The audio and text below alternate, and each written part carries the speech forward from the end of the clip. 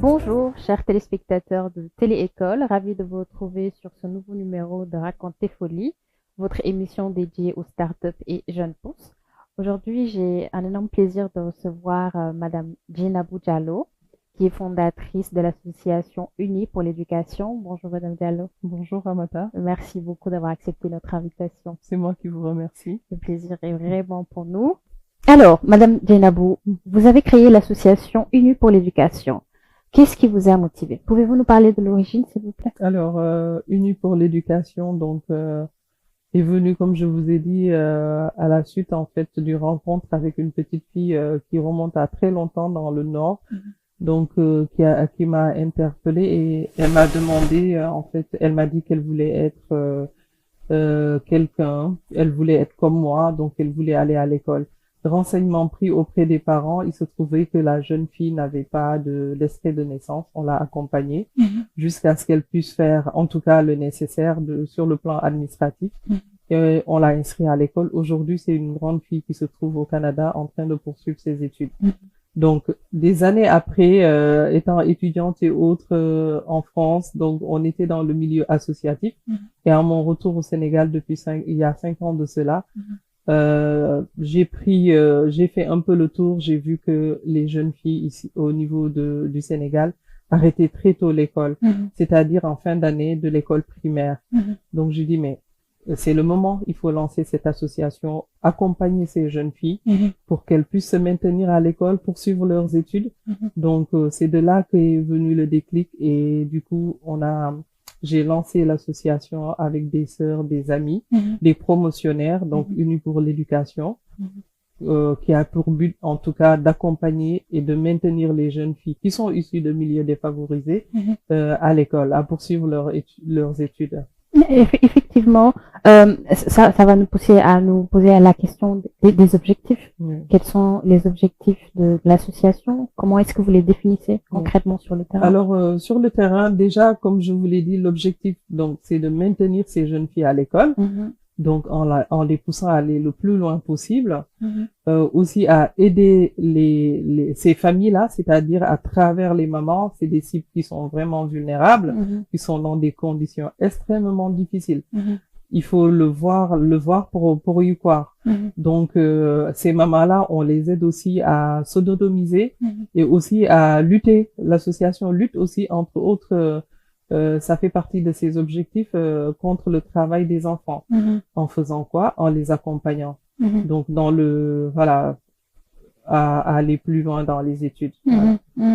Et cet accompagnement-là, ou peut-être une sensibilisation auprès des communautés locales, elle se passe comment d'habitude? Vous collaborez avec les institutions, les écoles, comment ça se passe? Alors, je vais revenir un peu au début. Alors, cette association, donc, je l'ai lancée, je l'ai fondée avec mes sœurs et en même temps des promotionnaires, donc, qui étaient marraines de ces filles-là. Donc, on a fait appel aux autorités locales parce que, juste pour rappel, l'association a pour action Saint-Louis pour le moment. On a voulu rester dans le Nord.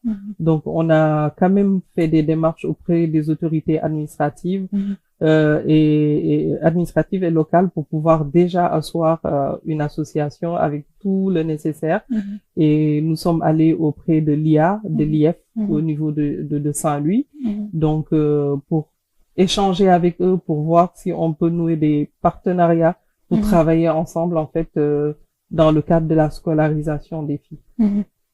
Et comment est-ce que vous parvenez à les identifier, Saint-Louis, cette couche plutôt marginalisée, entre guillemets, ces enfants qui n'ont pas accès?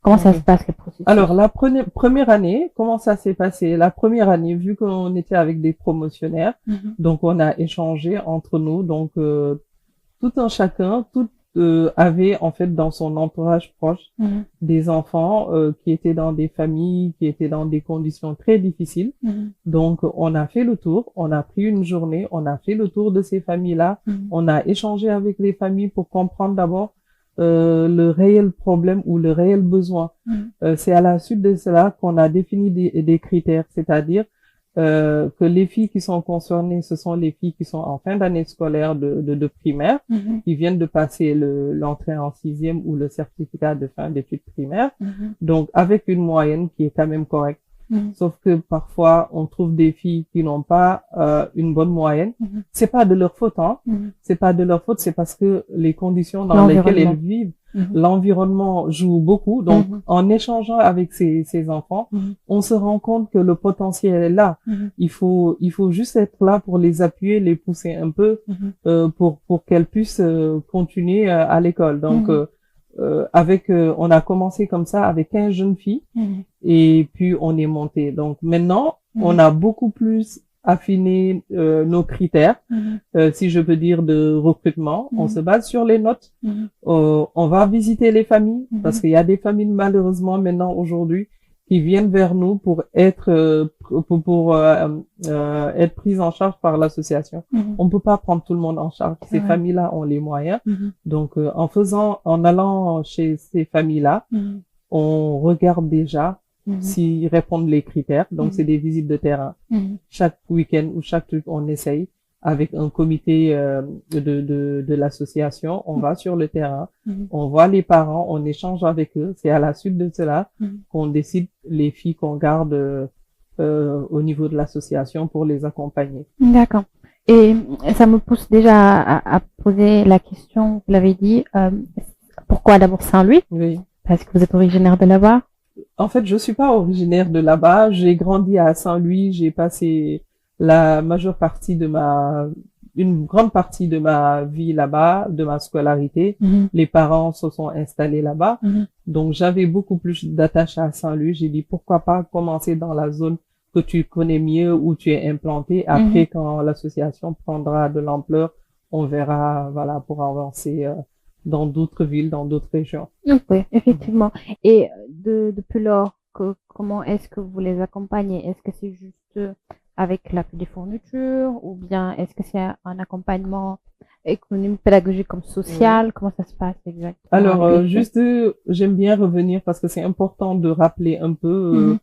l'histoire. Donc, pour la première année, nous étions 15. Mhm. Donc, pour cette première année, on a pris en charge donc les fournitures, Mhm. l'inscription des enfants, Mhm. de ces enfants-là, et la prise en charge du transport. Pour Mhm. le transport, c'était pas tout le monde.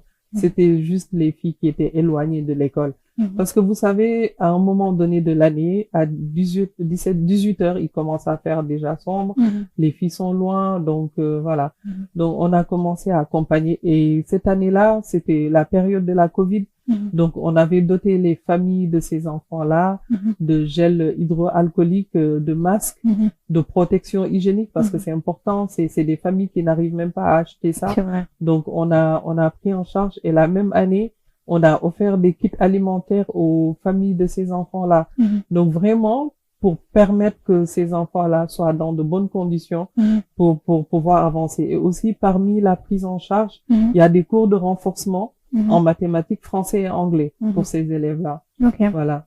d'accord. C'est cette prise en charge-là, au début avec les familles, c'est passé très facilement ou bien ils ont été réticents parce qu'il y en a dans leur réalité, la fille n'a pas besoin de faire de longues études. C'est juste pour apprendre à lire et à écrire. Est-ce qu'il y a eu une sensibilisation derrière ou bien est-ce qu'ils ont compris très tôt les enjeux? Alors, pour le moment, Mhm. nous n'avons pas eu ce type de problème. Nous ne sommes pas confrontés à ce type de problème. Mhm. Pour la première année, j'ai rencontré une jeune fille qui Mhm. m'a beaucoup marqué, Mhm. qui a fait 3 ans, Mhm. pendant 3 années de suite, la dernière année de l'école primaire. Mhm. Elle n'arrivait pas à avoir l'entrée en sixième, le certificat d'études. Mhm. C'est la seule fille d'ailleurs de l'association. Mhm. Vu qu'elle avançait en âge, on l'a prise en charge en l'inscrivant dans une école privée Mhm. pour qu'elle puisse suivre ses études. Aujourd'hui, cette fille, elle vient d'avoir le brevet. Mhm. et nous en sommes fiers parce que elle est venue vraiment de loin. Donc voilà, pour la partie sensibilisation, la sensibilisation sur laquelle nous insistons au niveau de l'association, c'est surtout pour la remise des bulletins de notes et le suivi au niveau de l'école, parce que l'association de la maison ou de la famille, parce que quand même l'association peut faire un suivi, mais après les parents ont un rôle à jouer à la maison pour le suivi des devoirs, que les devoirs soient faits. Voilà, ça c'est important. On les sensibilise beaucoup sur ce volet. La question de l'égalité des genres Oui. pour l'association, comment est-ce que vous la qualifierez? Pourquoi le choix des filles? C'est un combat? Oui, en fait, l'égalité des genres, aujourd'hui, les gens me posent beaucoup de questions, même en me disant, et les hommes dans tout ça? On devrait nous impliquer. Et juste une petite histoire, cette année, j'ai donné des kits à des garçons, mais pas de façon officielle. Nous organisons des cérémonies, mais ça s'est fait de manière officieuse l'année dernière aussi, parce que les familles nous sollicitent. Donc, je veux pas changer la nature, je veux dire, un peu de l'association. Peut-être qu'on y arrivera. L'égalité des genres, pour moi, aujourd'hui, au Sénégal, en tout cas, il va falloir qu'on fasse des discriminations positives pour les jeunes filles. Les pousser dans les études, les pousser à faire des matières scientifiques, à aller loin vraiment pour occuper des postes, voilà, qu'on n'imaginait pas occuper il y a quelques années de cela. Donc voilà, même quand on va dans les entreprises, certains postes sont dédiés aux hommes, il faut le dire, jusqu'à présent. Donc voilà, peut-être qu'avec le temps ça viendra, mais je pense qu'on a besoin plus d'accompagner les jeunes filles, parce que les études l'ont prouvé, au niveau de les statistiques en fait par rapport aux filles et aux garçons. Et quand on regarde aujourd'hui les statistiques, les filles sont les meilleures dans les écoles. Elles ont de meilleures notes, mais malheureusement elles vont pas jusqu'au bout. Donc c'est ça le souci qu'on a aujourd'hui. C'est vrai. Cette discrimination positive, comme vous le dites, il le faut véritablement au moment où nous sommes. Et au-delà de l'accompagnement académique, je dirais, comment est-ce que vous les accompagnez dans le développement en soi, le leadership? Est-ce qu'il y a des initiatives dans ce sens? Alors, il y a des initiatives dans ce sens.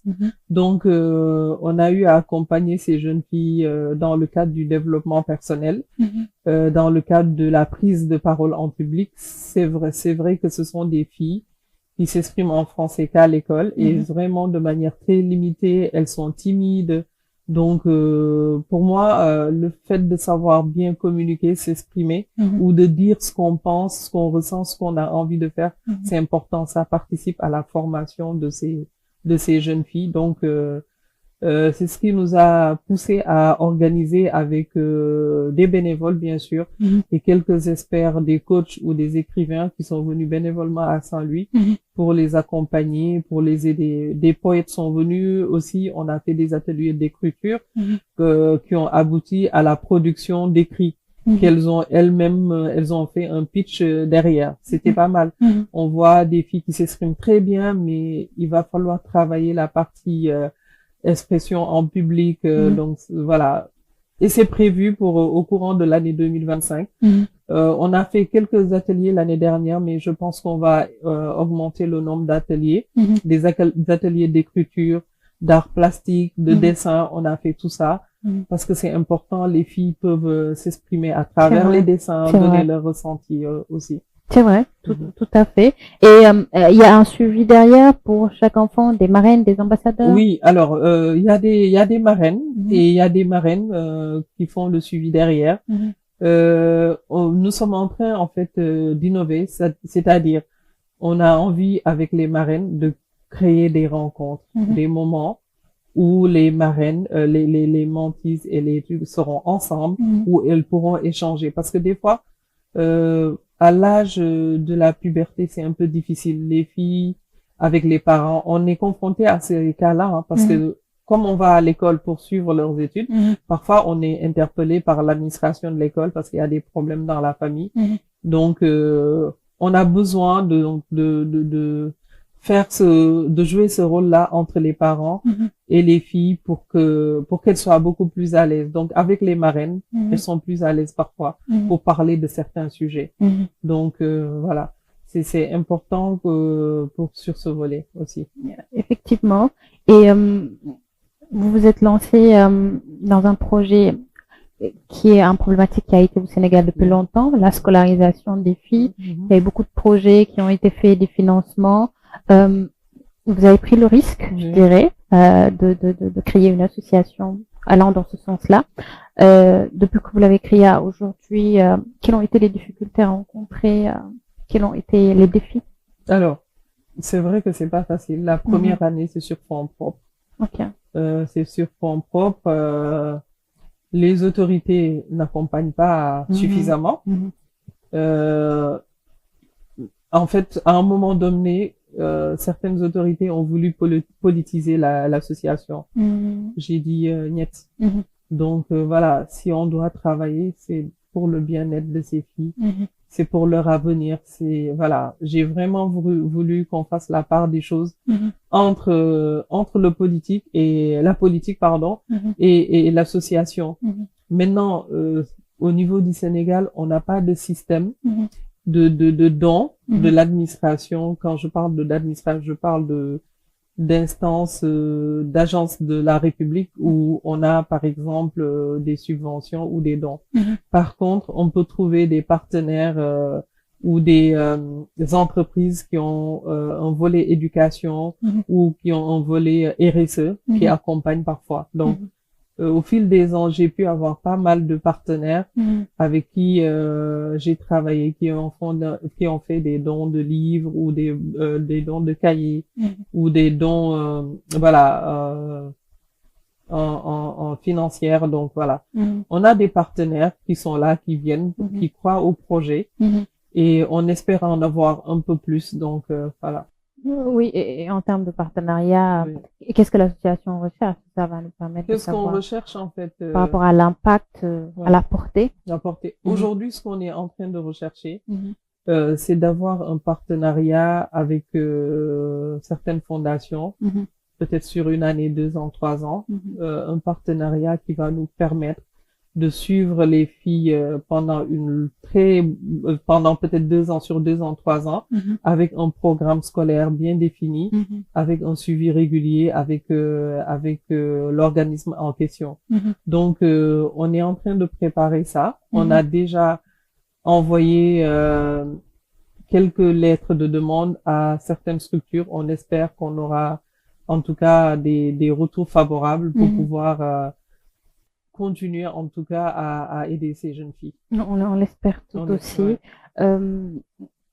En même temps, j'ai envie de demander, parce qu'on est dans un plateau où il y a cette touche de folie, des fois, il y a cette audace positive. Quelles ont été les actions ou les situations dans lesquelles vous étiez beaucoup plus fiers et vous vous êtes dit, il fallait que je mette en place cette association? Alors, les situations dans lesquelles je suis beaucoup très fière, je peux dire, c'est encore cette jeune fille-là. Quand je suis arrivée, en fait, je me souviens très bien de l'histoire. Je venais après plusieurs années d'absence du territoire sénégalais. Donc, avec les promotionnaires aussi que j'avais perdu de vue, on s'est remis sur WhatsApp et a échangé. On s'est donné rendez-vous, on est parti, on est arrivé dans cette famille. Donc, on était là, on était debout, on n'était pas assis, on était là à discuter et la petite fille est venue. On m'a expliqué, elle m'a dit, moi, je veux continuer mes études et mes parents veulent que j'arrête parce que c'est la 3e fois que je refais la même classe et tout. J'ai envie de continuer. Et vous savez, quand un enfant, un jeune vous demande ce genre de, je sais pas si c'est un service, vous demande ça, vous avez juste envie d'aider. Même s'il n'y avait pas peut-être cette association, vous avez envie de dire, et pourquoi pas essayer pour l'accompagner, pousser cette personne. Moi, c'est ça la satisfaction. Vous savez, j'ai partagé ça avec professeur Bouk. Dans l'association, il y a une fille. En fait, je pense que c'est bon. Elle est dans des conditions beaucoup plus difficiles que les autres. Elle est 6e aux Olympiades mathématiques à Saint-Louis. Elle a été primée par le conseil départemental. Elle était première en anglais tout le Sénégal au niveau de Saint-Louis, en classe de 6e. Cette année, elle fait la 3e, elle a eu 18 de moyenne. Je suis allée chez elle, elle avait pas d'électricité et d'eau. pourtant ils travaillent. Dans ces conditions. Voilà, c'est des gens comme ça qu'il faut aider. Donc c'est ça ma satisfaction en fait, de voir cette fille briller. D'ailleurs, quand elle recevait son prix, sa mère m'a fait l'honneur, elle m'a appelé pour me dire, écoute, c'est toi qui dois aller récupérer ce prix, pas moi. Et j'étais très fière. C'est ça en fait, c'est ça qu'on a envie de voir dans l'association, des filles comme ça. Et même pour notre première bachelière, elle est en 2e année, donc là, on est très contente. Je pense que je suis pas la seule. Les membres de l'association pourront en témoigner. Voilà. Des résultats très très positifs, Très positifs. Et qui, je l'espère, avec un accompagnement, pourraient encore être quintuplés. Oui, on espère on aussi. espère. Oui. Peut-être avant de finir, parler des enjeux par rapport à la scolarisation des filles. Qu'est-ce que vous en pensez globalement? Est-ce qu'il ne devait pas y avoir beaucoup d'associations unies pour l'éducation, pas seulement à Saint-Louis, mais dans tout le Sénégal? Dans tout le Sénégal. C'est vrai, alors, je rêve de ça, hein, parce que chaque fois, j'ai des amis un peu partout. J'en ai un qui est à Ziguinchor aussi, qui est dans une association, qui est d'ailleurs président d'une association au niveau de Ziguinchor, la Boussole. Donc c'est mixte un peu, et du coup il m'a dit présidente, il m'appelle présidente, mais il faut venir à Ziguinchor. Mais tu es né à Ziguinchor, viens lancer Unis pour l'éducation. Un autre ami aussi qui est à Kédougou qui me dit mais il faut venir, qu'est-ce que tu attends pour venir chez les Peuls, tes Peuls? Donc les gens nous appellent de partout. Alors on n'a pas assez de moyens, on espère avoir des moyens pour pouvoir faire ça et même organiser, j'en sais rien. Un roadshow de l'éducation, je sais pas comment on l'appelle. On avait échangé de ce concept, genre bibliothèque itinérante ou un roadshow de l'éducation avec le professeur Boub. Voilà, j'espère que ça se concrétisera. Et à long terme, je pense que ce serait bien qu'on soit une ONG, avec les moyens qu'il faut pour pouvoir accompagner ces filles. Beaucoup plus de filles parce que maintenant l'association, on a beaucoup de demandes. Juste une petite anecdote, à partir du mois de septembre, fin septembre, les gens viennent chez mes parents à Saint-Louis pour s'inscrire pour les fournitures. Donc je suis obligée, en dehors des filles de l'association, d'acheter d'autres fournitures. Jusqu'en fin octobre, j'ai acheté des fournitures parce que le besoin est là. Donc moi je pense que si chaque citoyen ou citoyenne a le peu de moyens qu'il a, il peut aider dans son entourage un peu ces jeunes filles ou peut-être de manière générale, voilà, les jeunes. C'est vrai. Et effectivement, ça nous pousse à en venir à la dernière question, celle de voir comment est-ce que vous envisagez l'association dans les prochaines années. Comment est-ce que vous voyez Unis pour tous? Comment est-ce que vous ambitionnez, vous voyez ça? Ce que vous êtes en train de faire en ce moment. Alors moi je vois déjà dans quelques années comme une ONG déjà, beaucoup plus grande, avec beaucoup plus de membres, surtout des bénévoles. Pour moi c'est des associations où il faut avoir déjà le don de soi, donc où j'appelle tout le monde, qu'on soit de Dakar, de Saint-Louis, de Thiès, à venir être membre, à soutenir l'association. Et aussi il y a un message que la première dame a lancé il y a pas longtemps en parlant de l'éducation des filles. Donc j'espère que vraiment elle va agir là-dessus parce que c'est important. Vous savez, la femme elle joue un très grand rôle au Sénégal et partout. Donc quand on éduque une fille, on dit l'éducation d'ailleurs c'est la meilleure arme en fait. C'est vrai, effectivement. On a beaucoup de projets, on espère que ça va suivre, prions, Inch'Allah. Inch'Allah. Et Téléécole, naturellement, sera là pour accompagner. Merci. Merci beaucoup. C'est moi qui vous remercie pour cette invitation. Ce fut un plaisir. Et on espère vivement que on verra l'association Unis pour l'éducation un peu partout dans quelques années au Sénégal. Et on n'hésitera pas à partager, à accompagner. C'est notre manière. Donc, en tout cas, merci beaucoup. Merci pour votre invitation. Et merci, chers téléspectateurs. Nous vous donnons rendez-vous très prochainement dans un nouveau numéro de votre émission Raconte tes folies.